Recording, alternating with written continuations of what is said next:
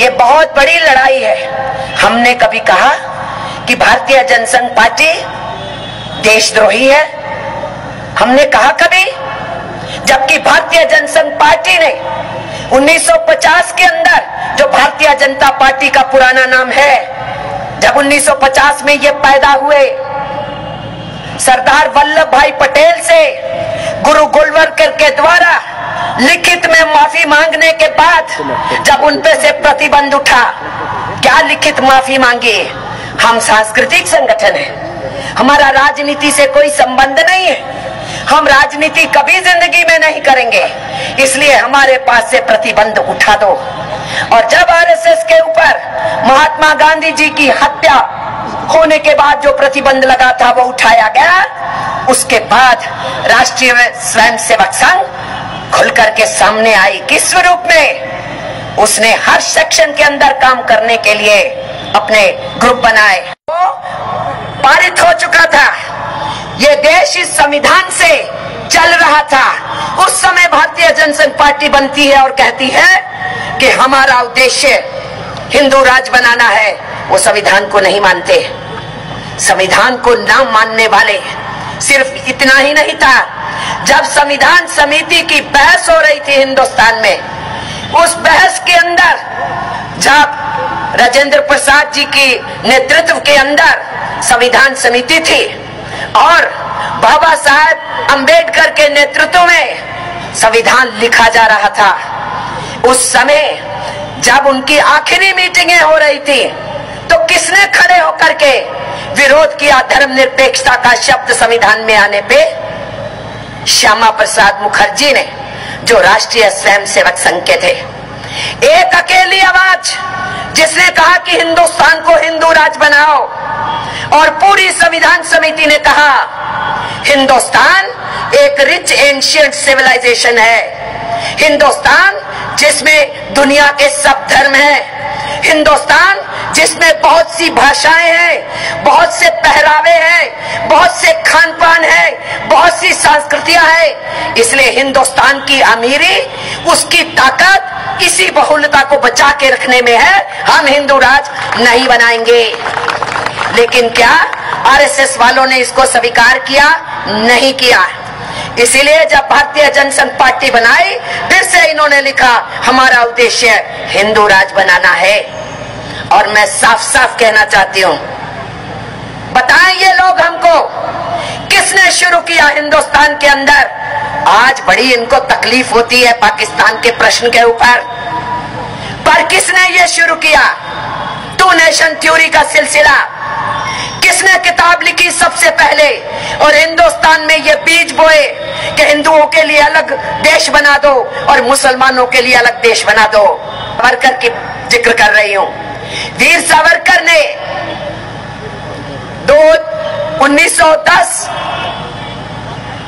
में जब उन्होंने लिखित अंग्रेजों को पत्र दिया अपनी रिहाई के वास्ते और उसके बाद निकल के आए, तब से उन्होंने अपना नया काम शुरू किया आरएसएस के स्टाइल का, उस सोच का। आरएसएस के बनने से पहले हिंदू महासभा बन चुकी थी। उन्होंने 1932 में किताब लिखी, 1932 बोल रही हूं मैं, 1932, 1932 में किताब लिखी, जिसके के अंदर उन्होंने तभी से शुरू कर दिया ये बहस करना कि हिंदुस्तान को हिंदू राज और मुसलमानों के राज के रूप में बदलना चाहिए, इसको हिंदू राज बनाना चाहिए। इसलिए साथियों, आज ये अचानक नहीं है, थोड़ी थोड़ी देर के बाद मोहन भागवत भाषण देते घूमते हैं और कहीं भी बोल देते हैं अरे ये तो हिंदू राज ही तो है। किसने कहा ये हिंदू राज है? हम ये कहना चाहते हैं, कोई खालिस्तान बनाने की बात करे, कोई नया और पाकिस्तान हिंदुस्तान में से बनाने की बात करे या हिंदू राज की बात करे, ये तीनों नारे देशद्रोहता के नारे हैं। मैं यहां से कहना चाहती हूं, दूसरों को देशद्रोह के बात करते हो, देशभक्ति के सर्टिफिकेट बांटने की बात करते हो, आप क्या कर रहे हो? हिंदुस्तान के संविधान की कसम खा के कुर्सियों पे बैठते हैं, पार्लियामेंट में घुसते हैं, असेंबली में घुसते हैं, कैबिनेट बनाते हैं, मंत्री बनते हैं, उस संविधान की कसम खाने के बाद उस संविधान को तोड़ने की बातों करने वाले संघ परिवार के लोगों को शय देते हैं। वो हत्या करें तो माफ है, वो आम जनता के ऊपर उनकी आवाज दबाने के लिए उन पे डंडे बरसाए तो मंजूर है। उनके लोग काला कोट पहन के पटियाला हाउस कोर्ट में जवाहरलाल नेहरू यूनिवर्सिटी के विद्यार्थियों और शिक्षकों को पीट डालें, उनको सब माफ है। उनको माफ है कि वो पत्रकारों पे हमला करें, उनको माफ है कि जो बहन पत्रकार हैं उनके साथ बदसलूकी करें। ये सब कुछ उनको अलाउड है। क्यों अलाउड है भाई? संविधान की बात करते हो, कानून की बात करते हो, कानून राज की बात करते हो और खुद कुर्सियों पे बैठ के उसी कानून को तोड़ने वाले, उसी संविधान की धज्जियां उड़ाने वालों का साथ देते हो। और सीधे सीधे क्या बोलते हैं वो सज्जन? सिर्फ ये नहीं है कि महात्मा गांधी को इतना बदनाम किया गया कि उसमें से नथुराम गोडसे पैदा हुआ जिसने गांधी जी की हत्या की। और क्या बोला उसने? क्या इनका आदित्यनाथ योगी बोला, ये जो विद्यार्थी हैं जवाहरलाल नेहरू यूनिवर्सिटी के, इनको गोलियों से उड़ा दो। क्या बोली वो प्राची? ये छोकरियां, ये जवाहरलाल नेहरू यूनिवर्सिटी की, इनसे तो प्रोस्टिट्यूट सच्ची। हमारी बच्चियों को, परिवारों की बच्चियां जो पढ़ती हैं जवाहरलाल नेहरू यूनिवर्सिटी में, उनके लिए भाषा का प्रयोग होता है। ये सब खुला जो मर्जी बोलेंगे, जिसपे मर्जी हमला करेंगे, जिसकी मर्जी हत्या करेंगे, जिसको मर्जी हत्या की धमकी देंगे और मंत्री संतरी खामोश रहेंगे। ये सब क्या है? इसलिए मैं आपसे कह रही हूं, ये मुद्दा सिर्फ इतना नहीं है, मुद्दा बहुत गहरा है। ये पूरी दुनिया में विचारों का प्रश्न है। हमने कभी नहीं कहा भारतीय जनसंघ पार्टी को बैन करो। हमने तब नहीं कहा जब भारतीय जनसंघ पार्टी भारतीय जनता पार्टी बन गई कि बैन करो। हमने कहा विचारों की लड़ाई है, लड़ो विचारों की लड़ाई।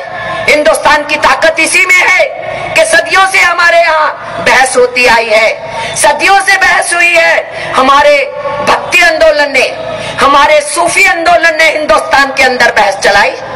उससे पहले चारवाक ने बहस चलाई।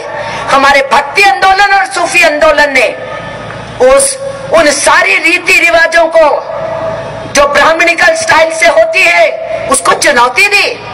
कबीर ने दी, नामदेव ने दी, सूरदास ने दी, नानक ने दी। क्या चुनौती दी? कि तुम कोई रामायण को, महाभारत को किसी मंदिर के पिछवाड़े से सुन ले और तुम ये कहो, तुमने दीवार के साथ कान लगा के भी क्यों सुन लिया? क्योंकि तू दलित है, तू अछूत है, तुझे हक नहीं है। और कान के अंदर सिक्का पिघला के डालने का काम, ये हिंदुस्तान की सच्चाइयां नहीं तो और क्या है? ये हिंदुस्तान की सच्चाइयां नहीं कि बौद्ध मठ तोड़े गए, जैन मंदिर तोड़े गए। किसने तोड़े? ये तो बहुत पहले की घटना है, बाबरी मस्जिद के बनने की। ये सब कुछ इस मुल्क में हुआ। इस हिंदुस्तान के अंदर बाबर के आने से कई सदी पहले इस्लाम आया। अंग्रेजों के आने से पहले, कई सदी पहले यहाँ क्रिश्चियनिटी शुरू हुई। और किसी के भी आए बिना और बहुत से हिंदुस्तान के अंदर धर्मों ने अपना पदार्पण किया। ये संस्कृति हिंदुस्तान की, सिंधु घाटी की सभ्यता की, इसके अंदर एसिमिलेशन की ताकत है, इसमें सम्मिश्रण है, इसमें सांझी विरासत है, इसमें कंपोजिट कल्चर है। और यही इनको तकलीफ है। आरएसएस के मंसूबे पूरे नहीं हो सकते जब तक ये जो बहुलता है इसको हिंदुस्तान का अवाम बचा के रखता है। इनके मंसूबे कामयाब नहीं होते जब तक हिंदुस्तान का अवाम अपने देश की ताकत को पहचानते हुए ये खड़ा होकर ये नहीं कहे तुम कौन होते हो ये बताने के लिए कि कोई मंदिर की घंटी बजाएगा कि नहीं, कोई नमाज पढ़ेगा कि नहीं, कोई गिरजाघर जाएगा कि नहीं।